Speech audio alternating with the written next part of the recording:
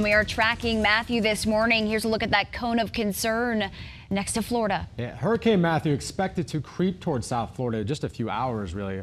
All of Southwest Florida now under some kind of tropical storm warning or watch from the National Hurricane Center.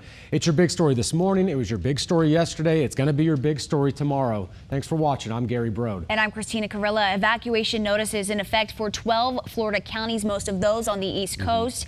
We have live team coverage this morning spanned out across the state to keep you in the know. Holly Furfer is in Daytona Beach today. She's getting us more on the impact Central Florida can expect. But first, your team of the most accurate meteorologists in Florida, Cody Murphy and Jim Dickey, have the latest track on Matthew. Guys. Yeah, good morning and good morning, Southwest Florida. We are tracking what's going to be probably a catastrophic event for Florida as Hurricane Matthew inches a little closer. Yeah, unfortunately, Cat 3 right now and showing signs that it's going to try to strengthen. That pressure keeps coming down. The winds are up in the last advisory, and the forecast does call for it to go back to Category 4 before landfall. Yeah, and it could happen a little bit later on this afternoon. So let's go over all the latest information. 5 o'clock advisory just came out not too long ago. Again, winds of 125, gusting up to 155. The forward speed of this system increasing a little bit, now up to 12 miles an hour, moving off towards the north and the west. So again, it's going to become a Category 4 hurricane a little bit later on this afternoon, and it looks like that it will maintain that strength as it slides by the east coast of Florida as we head through the day today and into Friday and into Saturday. Now, parts of Southwest Florida still included in that cone of concern, and the effects of Matthew will stretch well outside of that cone, so we do expect wind to be the greatest issue for us here in Southwest Florida. And that's why we have tropical storm watches in effect and tropical storm warnings in effect for all of the counties here in Southwest Florida. On the East Coast, they're dealing with hurricane warnings right now. Again, the greatest risk for us going to be the wind, but on the East Coast, it's kind of a different story. It's going to be wind, it's going to be rain, and it's going to be very dangerous storm surge. It's one of the biggest threats and killers with tropical cyclones. Let's go over to meteorologist Jim Dickey, who's going to talk about the storm surge threat for the East Coast. Yeah, Cody, if there's any saving grace with this storm, it's that at least it's not coming directly inland like, say, Andrew did. That'll help us as far as storm surge is concerned. With storm surge, it's all about the direction of the winds as they relate to the coast. So here we are Thursday evening, this evening that is, and there's the center of Matthew just off to the east of West Palm Beach. Notice the direction of the winds pushing offshore. That's good news for storm surge there in West Palm. As this churns its way northward, a strong onshore component to the winds as Matthew is near the Space Coast. You see all those northeasterly winds coming in, so likely some decent storm surge there, and then it heads further to the north and northeast. You see those winds shift back offshore. So there is some dangerous storm surge expected, not as bad as it could be. Of course, Cody, you'll have a closer look at what we're expecting in Southwest Florida. It's coming up right back here in about 10 minutes. Yeah, some people waiting it out, others getting out. 1.5 million people under evacuation order this morning, and you won't have to pay the tolls, just so you know, in impacted areas. Yeah, that includes the entire Turnpike, Central Florida, Miami-Dade, even Alligator Alley. Things are going smooth right now, as you can see, but as evacuation orders continue, we could see some traffic build up today. And now let's kick off our team coverage from Central Florida. Holly Furfer is in Daytona, where mandatory evacuations are already in place. Holly, good morning. Good morning, Gary. Good morning, Christina. Yeah, with the unpredictability of this storm, many residents aren't taking any chances. Governor Scott said, listen, if you're in this area, you need to heed these warnings, take this storm seriously and get out. And you know what? Most of the residents are listening. I'll err on the side of caution as opposed to, watch it blow away. More than 2 million people from Florida to the Carolinas have been urged to evacuate ahead of Hurricane Matthew. Anyone that's trying to wait this out, we ask you to take caution and try and heed what everybody else is doing. And the number of people under mandatory evacuation orders, the highest since Hurricane Sandy in 2012. This is serious. Florida's governor telling the state's 1.5 million residents get ready for what could be a devastating storm. We will likely start to see impacts on our state within the next 24 hours and last through the weekend. That means people have less than 24 hours left to prepare, evacuate, and shelter. Matthew hit the island nation of Haiti as a Category 4 hurricane on Tuesday, leaving at least 10 people dead and more than 1,500 homes flooded. And is currently impacting the Bahamas, where residents are already feeling the effects of more than 100-mile-per-hour winds. And as you know, Daytona Beach here is a popular tourist spot.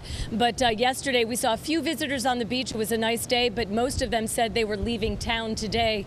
I know airlines have canceled about 1,600 flights up to this point. Orlando and Fort Lauderdale airports said they will close later today. So a lot of people are scrambling, Gary and Christina, to get out of town as fast as they can, which is a good thing.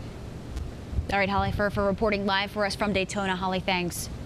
Let's get you more right now. Florida's theme parks are open for now, but officials say that could change by tomorrow.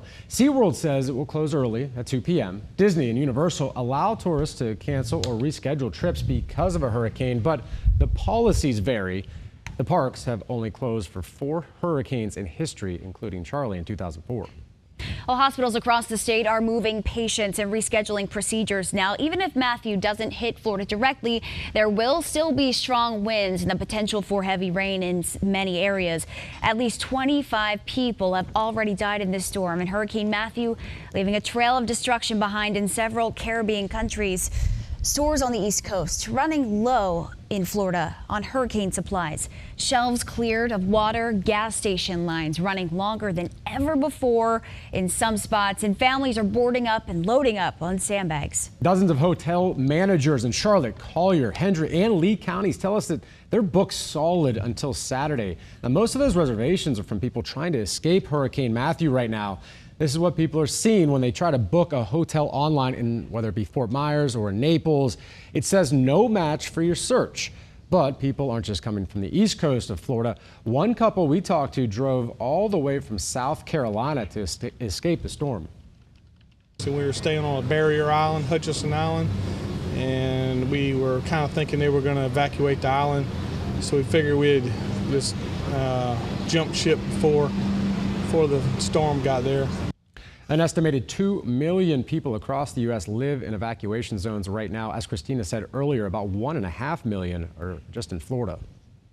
Well, blood donation centers in these areas could be forced to close. So One Blood is asking for your donations now to get ahead of any shortages. All blood types are needed, we're told. There's an increased need for platelets, AB plasma, O negative, and O positive blood. Hurricanes can disrupt blood collections for days, and that means the blood supply can get thrown off in areas no longer collecting blood. We have a link to locations if you want to donate on our website at abc-7.com. And if you haven't put your hurricane kit together yet, here's what you're going to need. First, water, a gallon for each person per day and enough for 3 days. Keep non-perishable food and get a manual can opener just in case you lose power there. Flashlights, batteries, tarps, and garbage bags also very helpful. Plus, if you do lose your power, a weather radio and a generator are very helpful as well. And don't forget extra gas. Now, ABC7 has a full hurricane guide. You can find them at any Goodwill location or on our website, abc-7.com. Even if we don't see a direct hit from Matthew, it could still have a heavy impact on Lake Okeechobee and the Caloosahatchee River, which will affect us here. The Category 3 storm will drop several inches of rain as it swipes up the coast, but that quickly adds up as water flows south from several sources into the lake. The Army Corps of Engineers would have no choice but to send the fresh water down our river, angering environmentalists. This will be a total and complete disaster for the Caloosahatchee River, for our beaches, and for our estuary. Isaac in 2012 and Tropical Storm Faye in 2008 have dumped enough precipitation. It causes the lake to rise about 3 to 4 feet in the span of 4 to 6 weeks. The Army Corps of Engineers wrapped an intense inspection of the dikes surrounding the lake on Tuesday, and no issues were reported. Well, more rain means more standing water, which means more places for mosquitoes to breed. And the Lee County Mosquito Control District says with all the wind, its fleet is now grounded. ABC7 anchor Brian Anderson is getting us more this morning on what that means for you. Helicopters headed to their hangars. Planes tied down. To protect our aircraft, we're moving them inside. 15 of them at Lee County Mosquito Control are on the ground.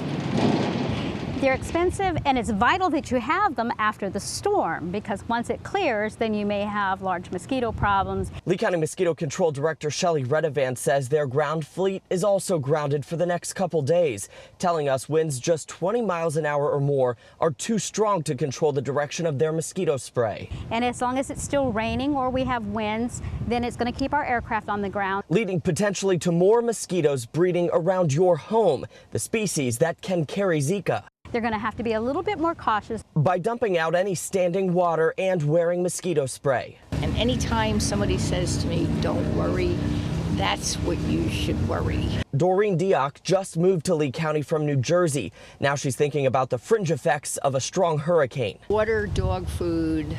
Mosquitoes weren't on her mind. I never thought of that, though. Corey Calling says she's a mosquito magnet. Well, I consider mosquito repellent on a daily basis because they love me. So it's no different for her ahead of a few rainy days in the forecast. Although erring on the side of caution, we should probably go get more supplies, is never a bad idea. It's much more important for us now, since Zika has been a concern, that as soon as any rainfall comes, that residents, individuals go around their property, around their business, anywhere nearby, and look for things that are holding water. That was Brian Anderson reporting there. Some standing water could be flushed out by more rain, killing mosquito larvae, so there is a potential positive from Hurricane Matthew. Well, ahead on your news at 6:30, tracking Hurricane Matthew. We continue our live team coverage across South Florida. And it looks like we'll be dealing with some scattered showers and storms this afternoon and wind from Matthew. We'll have the full details coming up right after this break.